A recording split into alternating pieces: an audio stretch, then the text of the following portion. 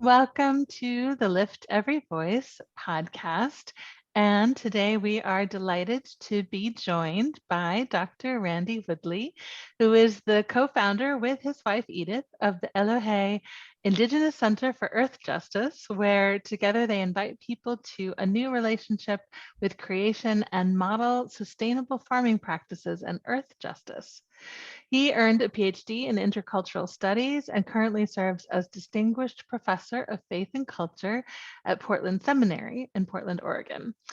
And Dr. Woodley is recognized as a Cherokee descendant by the United Kituwa Band of Cherokee Indians, and he's the author of several books, including Shalom and the Community of Creation, and his newest book, which is our featured book for the month, which is Becoming Rooted, 100 Days of Reconnecting with Sacred Earth, which was published by Broadleaf Books and is just out, just brand new. So welcome, Randy. It's really wonderful to have you with us. Thank you both. Good to be here. The book's just out, but it's out in more ways than one. It sold out in the first 3 weeks.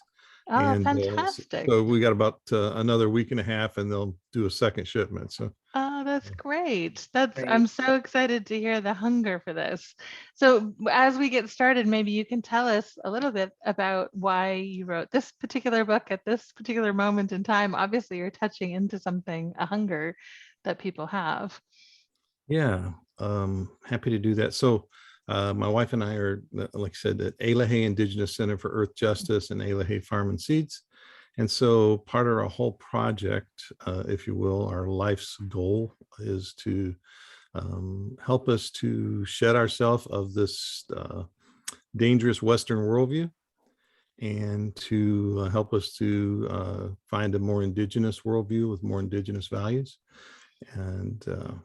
And so most times I address that sort of head on through different vehicles, theology and philosophy and things. But I wanted also to invite anyone who's on this earth to find a sense of spirituality and sometimes re-find a sense of spirituality again with their connection with earth. And so I thought, maybe just some very short bite-sized, exercises and reflections each day.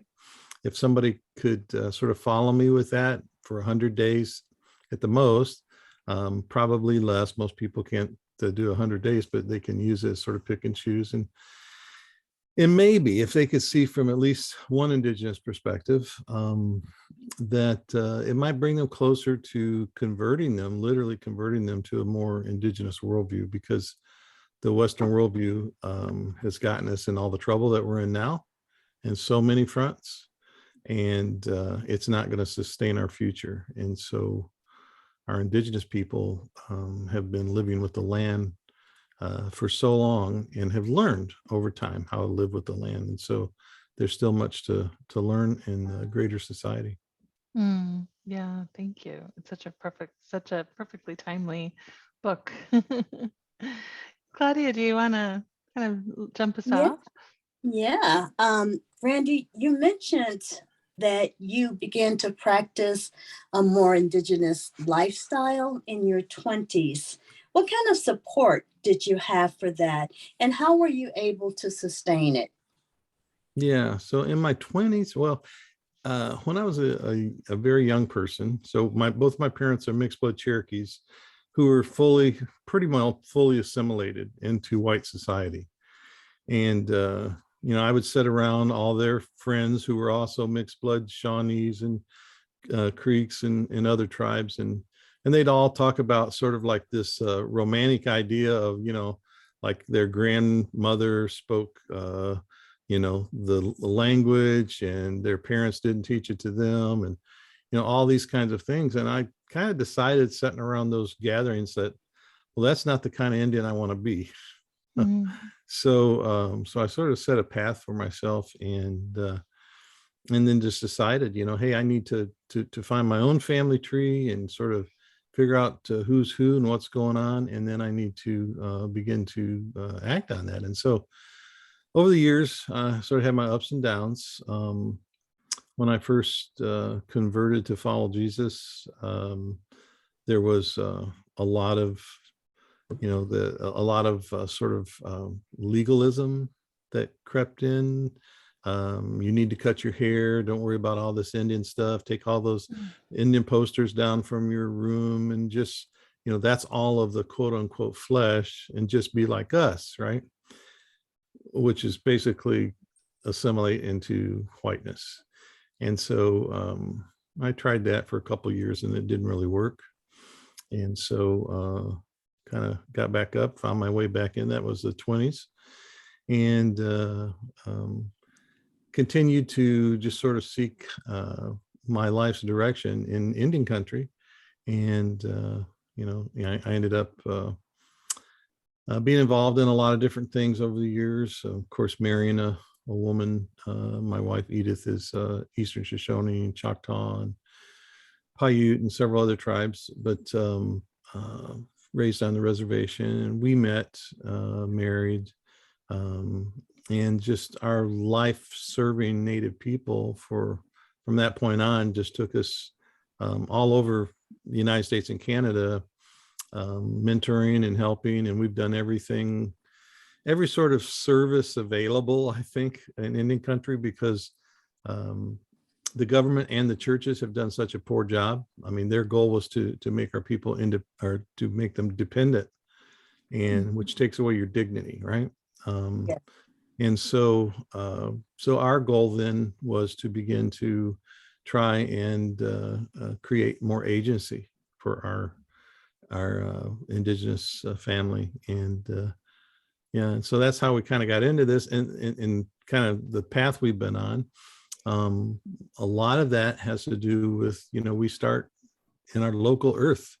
We start in the community of creation around us, and that's part of why we do what we do. But we also realized along the way that it wasn't just for our Indigenous family to decolonize and indigenize, but we needed to heal together. And so that's when we began to also, I wouldn't say we reached out, I'd just say that we got so many invitations that we began to accommodate non-Native folks who were interested in the same thing. And we realized, we've all got to do this together. We're all on this planet together. If we're going to change evil systems and create better systems, then we've got to do it together. So that's sort of where we are now. Yeah, it's really powerful work. And in the very beginning of your book, you talk about this quote that you said, that, we're all Indigenous to some place. Your ancestors were at one time all Indigenous, your parents, grandparents, great-grandparents who loved and breathed and experienced life before you. They are now living through you. Really beautiful imagery of them the generations looking back and looking forward. And that their indigeneity matter because you're here now as their living hope. So I love this image and this call to each of us to reclaim our own Indigenous roots, whatever those might be.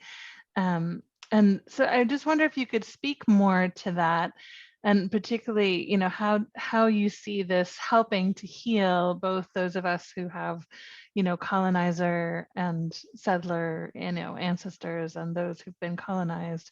How do we live out this hope that you described that we all carry within us through this practice? So this the hope of the colonizer, besides robbing lands and extracting what they can to make money or gain power, or even as simple as feed your people. When you've misused the land for so long, you have to go find other lands and resources to keep everybody fed.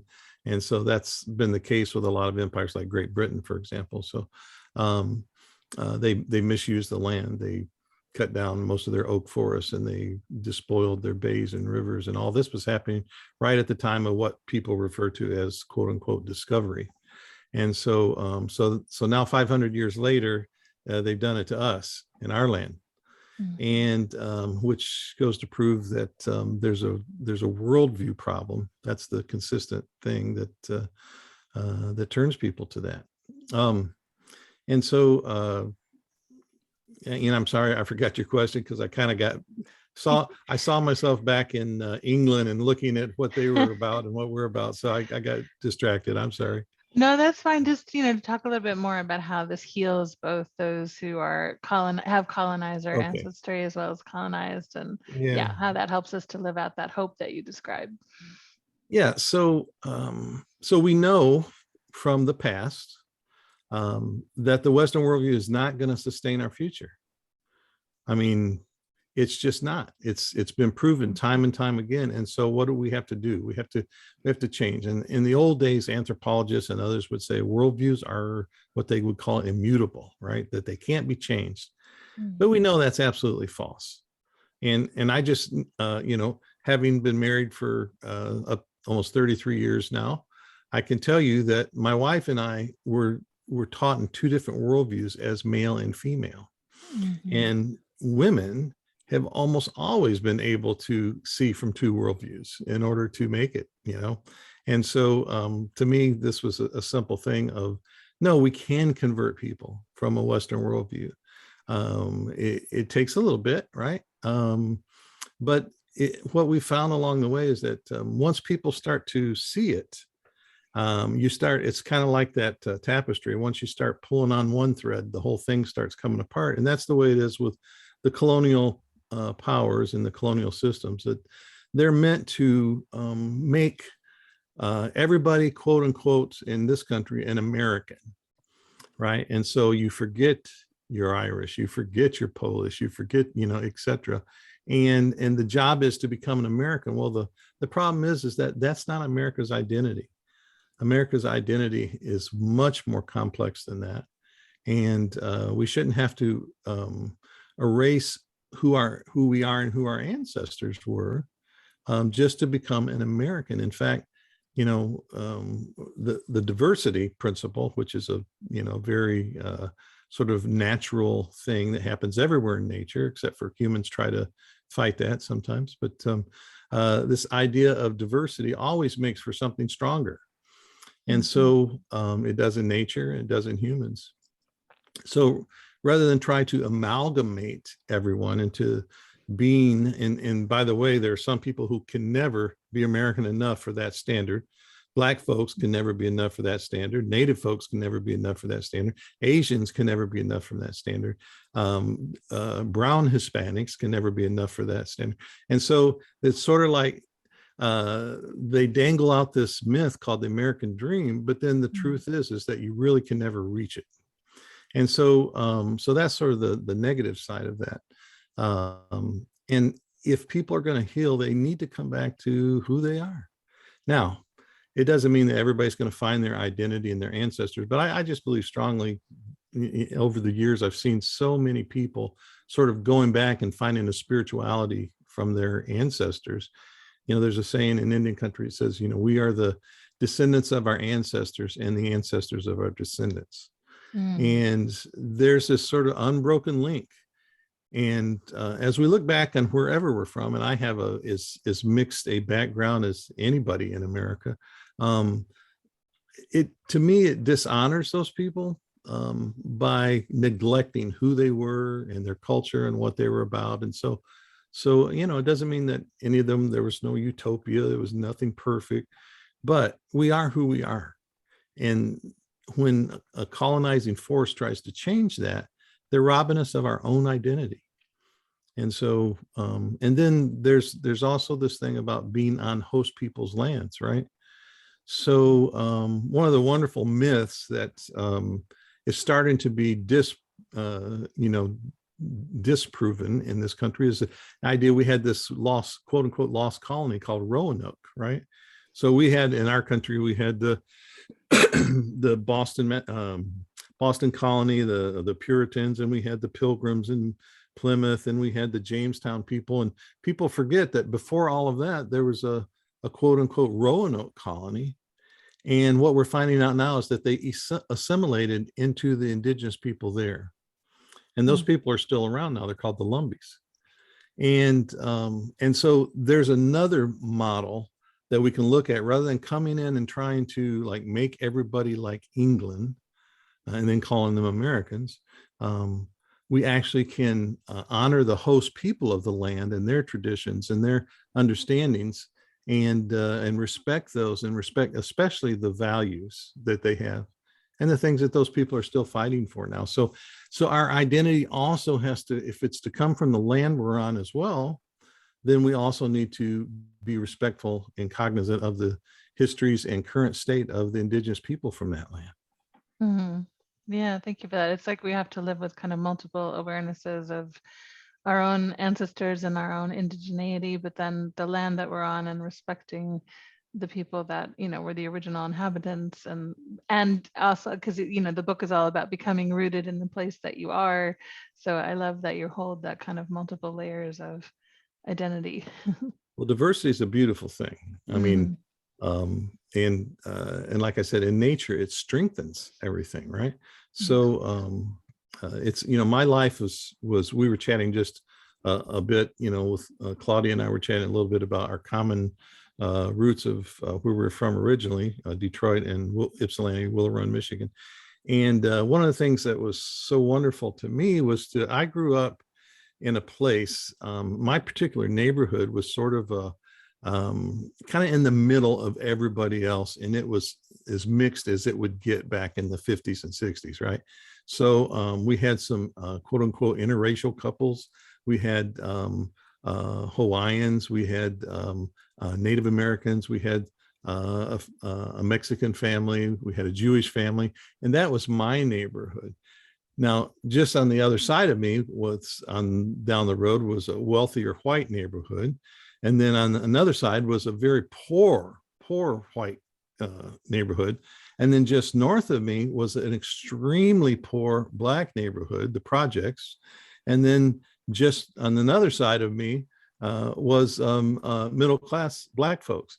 And so that geography itself, it explains my life and my exposure, and from the time I was a child, to say that, you know, there's beauty in all of these cultures and peoples and religions and things. And so I guess that stuck with me, and it's been, you know, one of my passions. Beautiful. Yeah. I could see all of those places that you mentioned. I want to ask you about Genesis 1:28. I'm going to read from the New King James Version. Then God blessed them, and God said to them, "Be fruitful and multiply, fill the earth and subdue it, and have dominion over the fish of the sea, over the birds of the air, and over every living thing that moves on the earth." What are your thoughts on this verse? Yeah. Well, I have a whole lot of thoughts. I don't know if we have time for them all on that verse. But what I would like to say, first of all, is that in that story is the recipe for diversity, since we've been talking about it, right?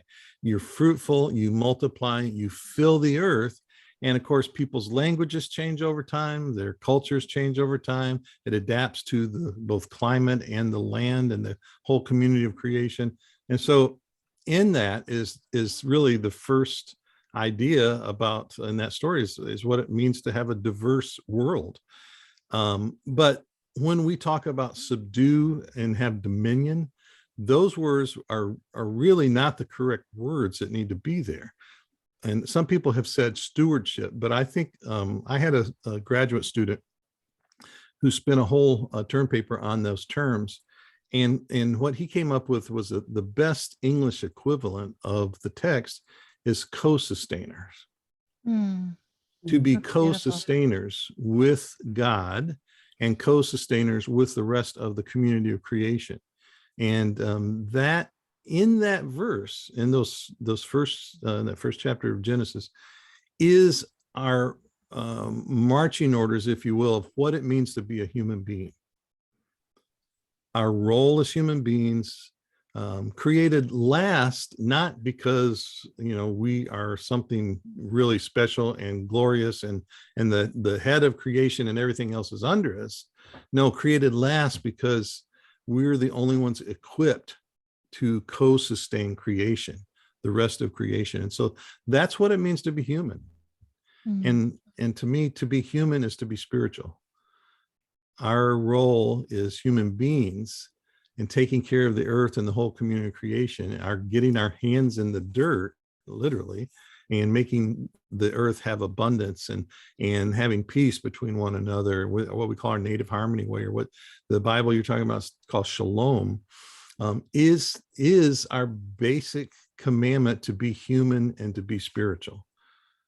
Let's let creator be creator, and we'll be human, and we'll fulfill our role, and that's our own spirituality. Mm. That's And fantastic. Oh, I'm sorry. I just No. wanted to say that one word makes such a difference in how you frame that whole idea. Thank you. Yeah, and there's been a number of dissertations and now books that are being written correcting that language. But, in a hierarchical European, platonically dualistic society, that worked well. You've got to have dominion over everything, right? It's about a misuse of power. Yeah, exactly.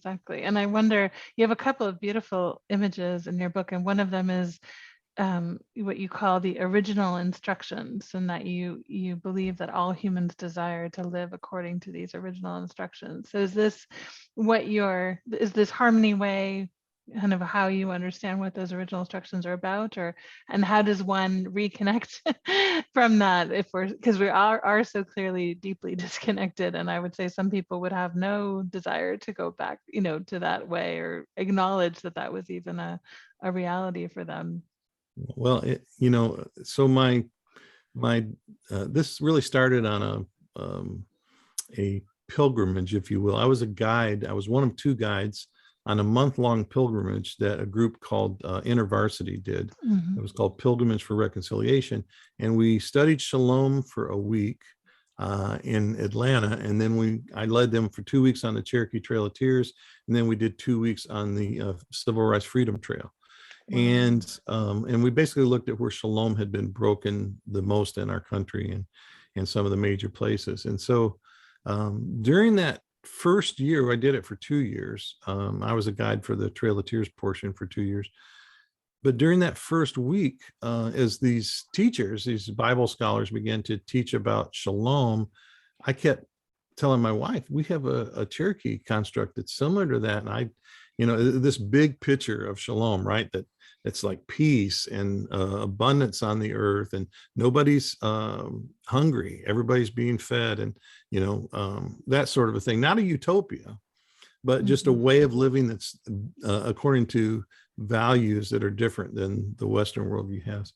And so I left that, and that summer I began to look up Cherokee elders and talk to them, and really got the lowdown of this idea of we call it Elohe, or Diukti is another way to put it. And it's a way of walking in harmony with everyone and everything.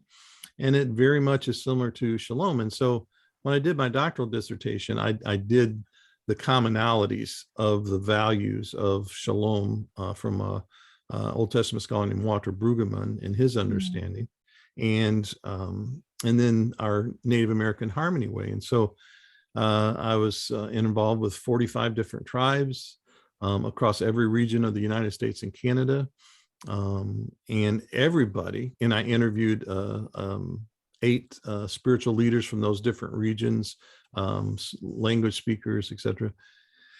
And every single person in every single tribe understood what I was talking about immediately, this harmony way. We just call it generically a harmony way.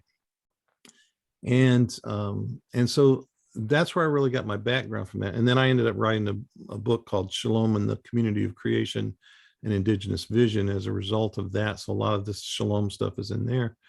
But throughout both our indigenous lives and ethics and values has always been taught this harmony way, this way of balance. And it also is complete in the scriptures, both Old Testament, New Testament. And actually it's exactly what Jesus was teaching, was about the word kingdom he never used, but when people use it, they need to be using shalom kingdom, because that's a whole different thing. And so the core of, I think, Christianity and the core of Judaism, the core of Islam, the core of so many religions and just spiritualities, is these original instructions, how to live well with others and the earth, the whole community of creation. It's really beautiful. Yeah. And you have this other term that I also wanted to lift up, where you describe your deepest primordial spirit heart, which you talk about in the context of listening to the sound of the elk and the loon. So I just wanted to bring that in here as well, because it feels like it's connected to these original instructions, that somehow, if I'm reading it correctly, the deepest primordial spirit heart is the part of us that remembers those original instructions, and that maybe is evoked by the sounds of creation when we really are listening and opening ourselves. Is that sort of along the lines of? Yeah, there's a point where words fail to express what's really going on. Yeah. And I think that's the closest I could get to that. And yet I think we're called to live close to that, right?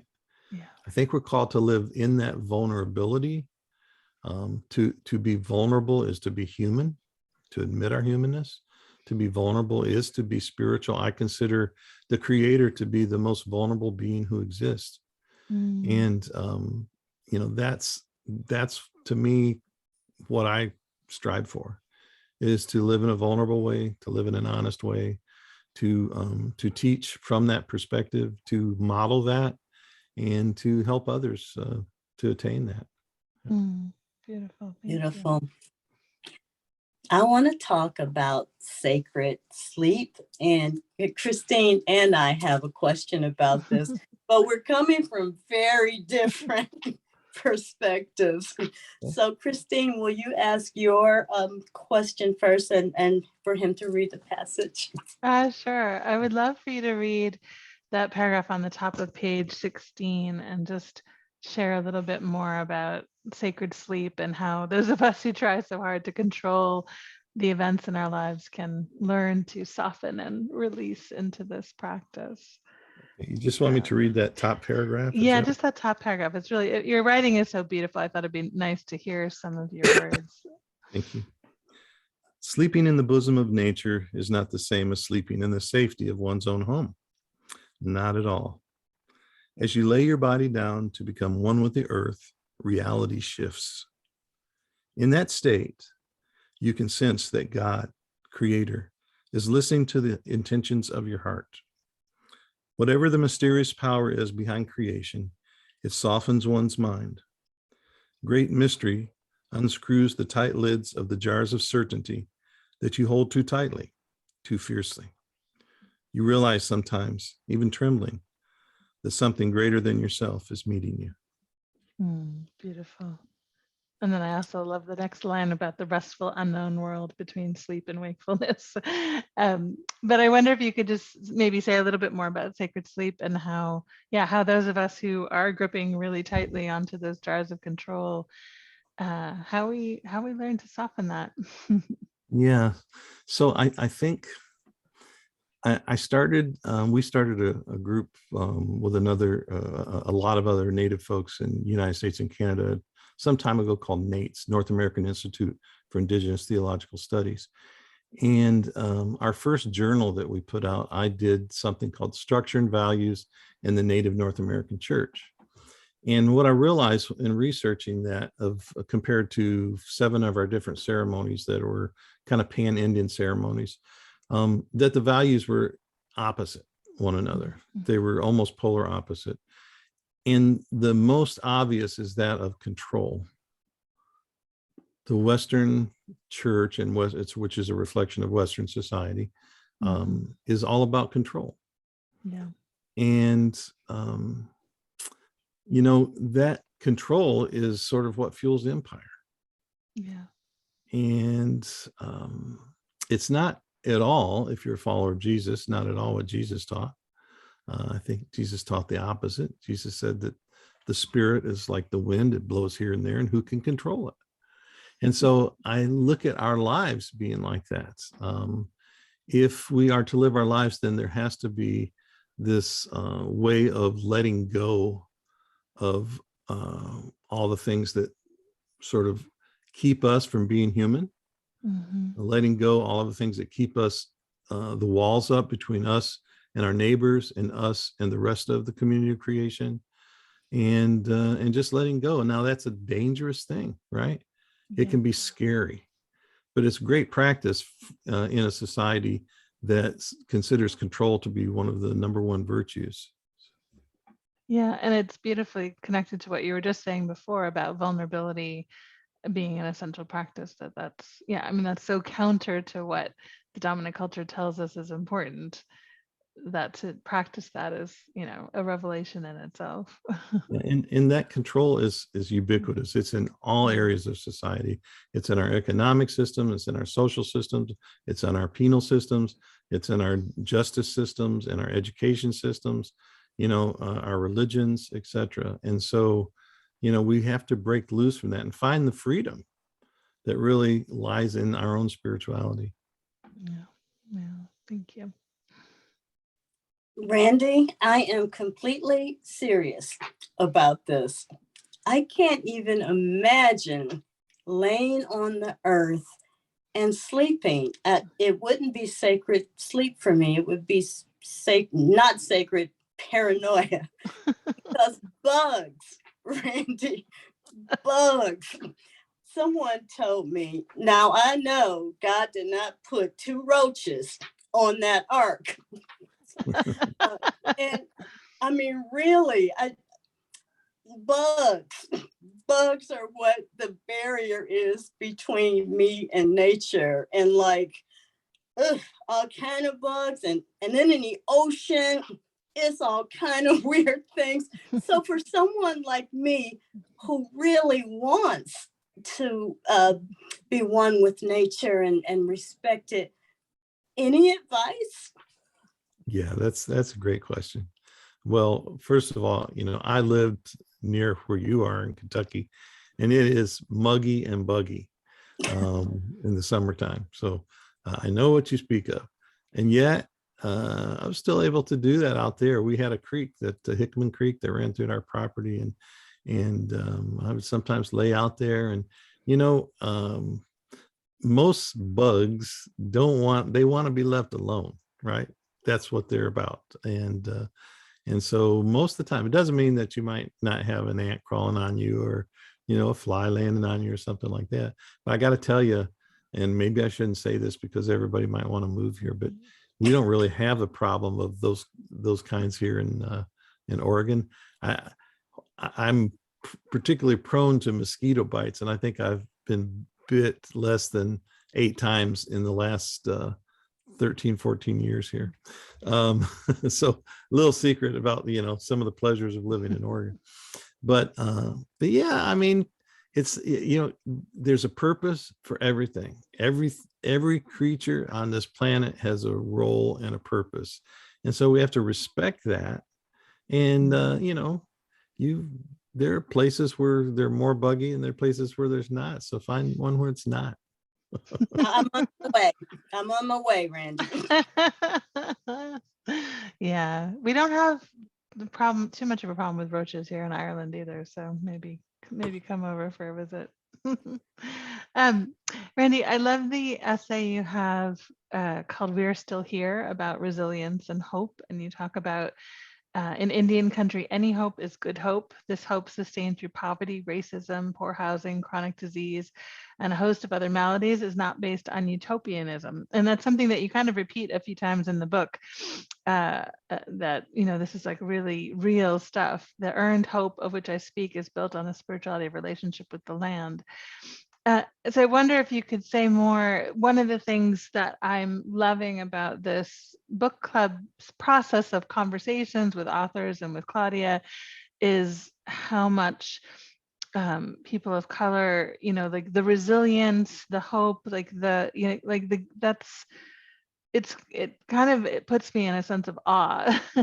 And so I wonder if you could say more about this persistent hope and how it's nourished you and your relationship to the land. What does hope look like in the midst of all the struggles that you named, you know, the poverty, the racism, the housing, the illness, all of that?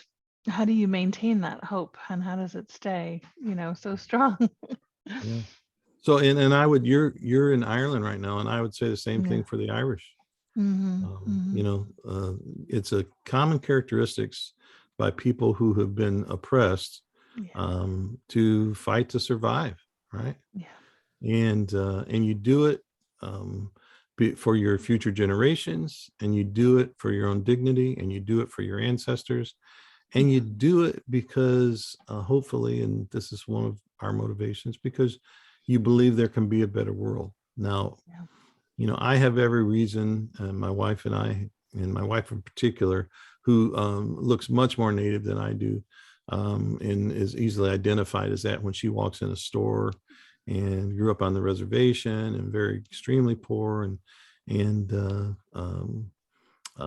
couple of my kids, the same thing, that who became darker, because there's a colorism involved too, right? And so, but we have lots of reasons after losing everything and being, you know, basically chased out of a home that we put everything into, and losing everything, to be bitter and to give up, and to, you know, and just the frustration that we've had with the white church, honestly, over all these years, and their inability to sort of take a look at themselves. There's lots of reasons to quit, lots of reasons. But, you know, I don't know. I look at my grandchildren, and I've got 6 grandkids, and I don't want them to have to go through all this, you know. And so what if I can help just a little bit to push this farther, so that they don't have to go through as much? And then I think, yeah, I probably had some ancestors who said the same thing. Yeah. And so we carry on because it's the human thing to do. It's easy to quit. And honestly, I'm not very good at quitting. So. Yeah, that persistence is certainly a gift and a grace. When talking about oppressed people and post-colonial stress syndrome, of course, African Americans would suffer from that. And we're kind of different, you know, where our indigenous, oh, I messed that word up. The part of us that's indigenous is in Africa, yet because of chattel slavery, our experience in America is completely different.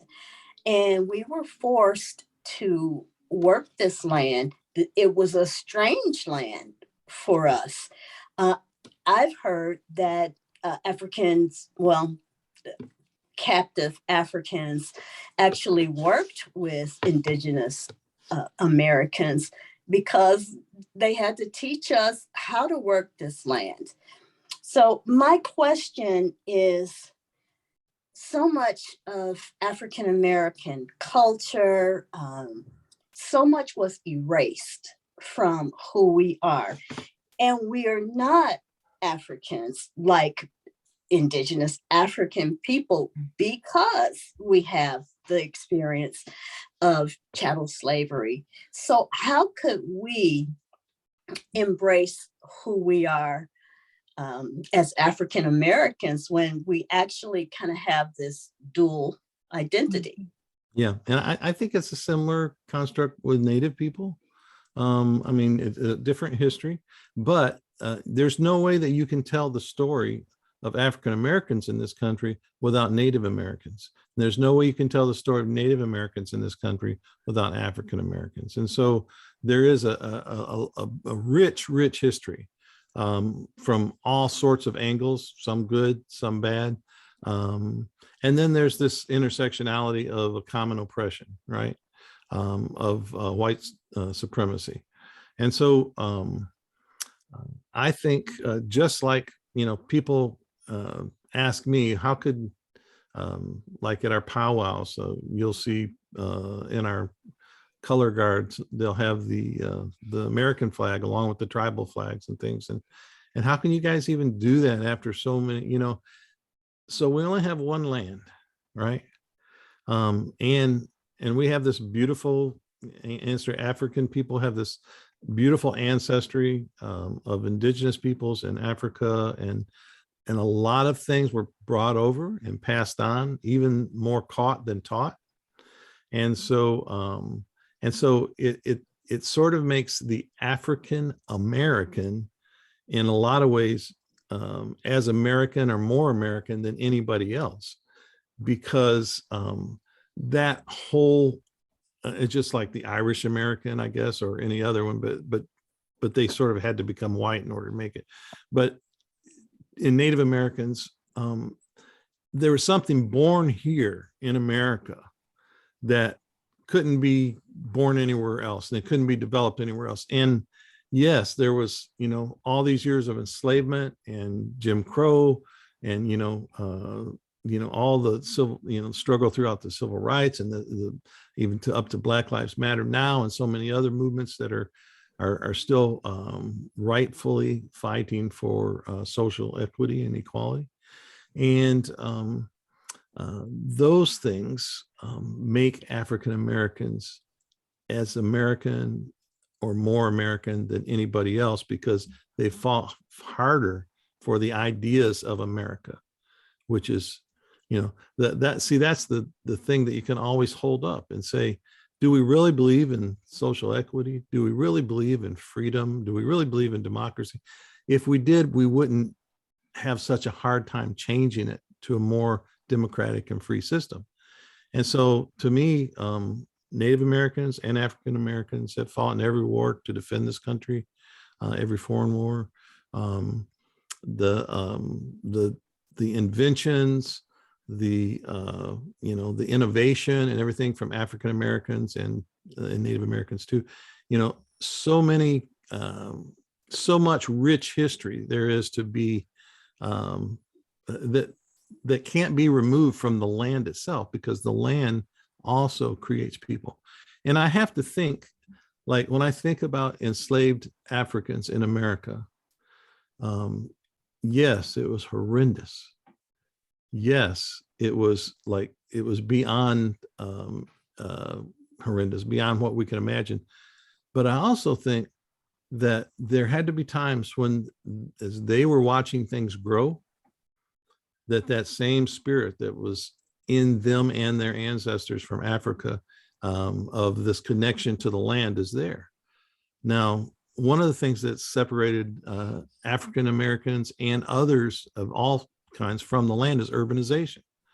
We live in this sort of urban societies. There was the Great Migration, of the 50s, and so many, mostly African American, but also poor whites and also poor natives and other folks moved up to the industrialized cities. And then the urban centers became sort of a place of reality, but that's not our reality. Those are manufactured realities. All that concrete and all those buildings, those are the things that human beings can do. And if they're good things, we should be proud. If they're bad, we could be ashamed.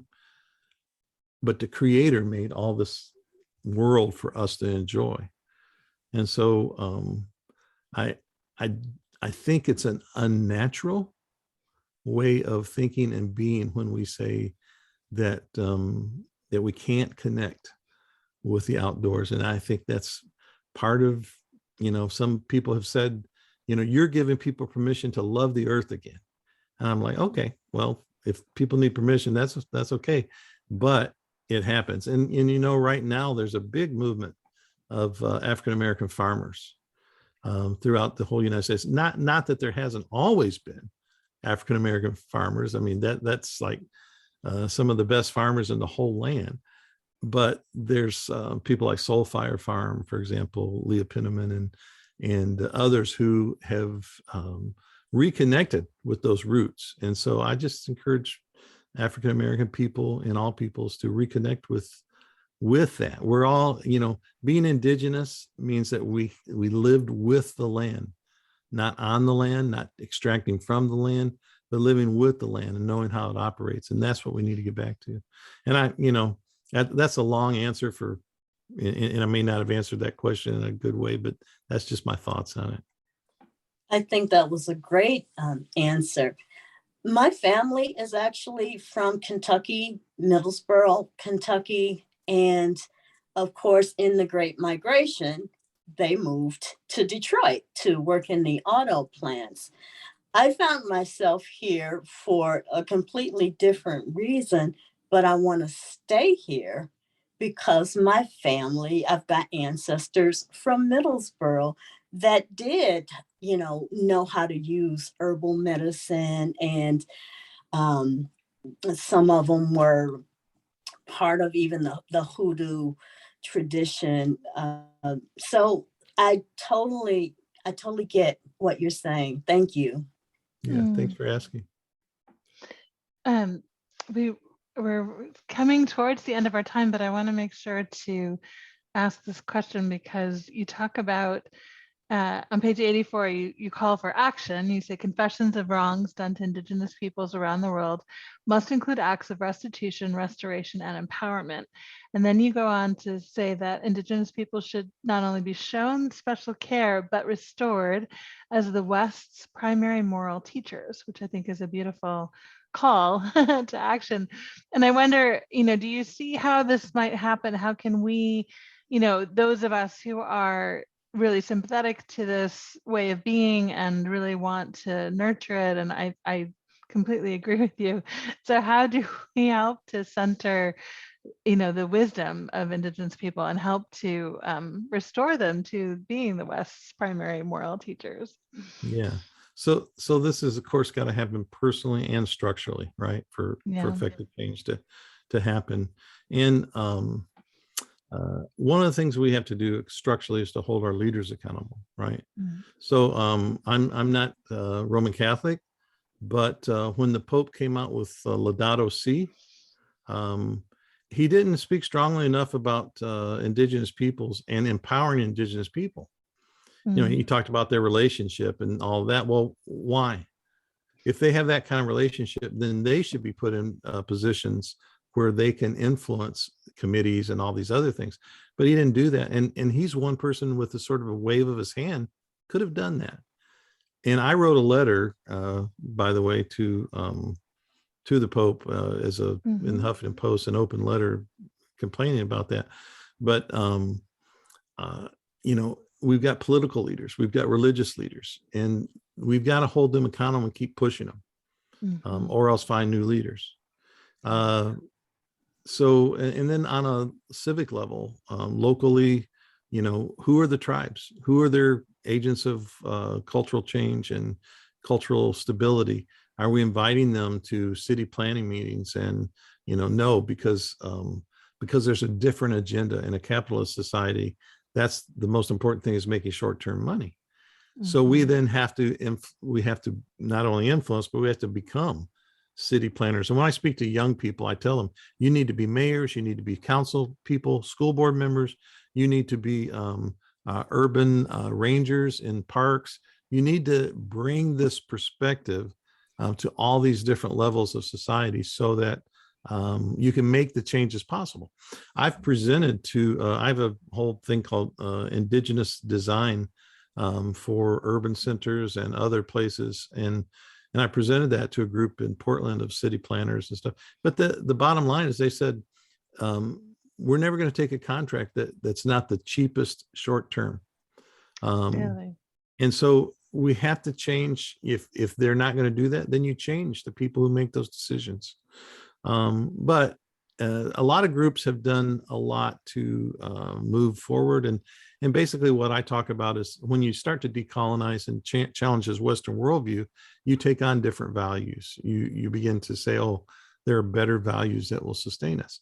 And so there's a long process of education, and you need to find Indigenous guides, people who can help along the way with that. And that's, there's ways to do that. And then there needs to be really like speaking truth to power. And then, reparations or restorations or reconciliation, and then what I call memorializing those things that happen. That when you make progress, put it in stone for everybody to see, because it's those things that tell the myths of America, And there's nothing stronger than myths that people live by. That's the deepest religion held in the world. Wow, beautiful. That's great. Oh, thank you, Randy. Claudia, was there anything else you wanted to ask before we close our time? Or No, this has been wonderful. Thank you yeah, so much, Randy. yeah. Thank you so much for being with us. We really Thank you appreciate both it. for inviting me. Yeah, I look forward to telling my friends about this.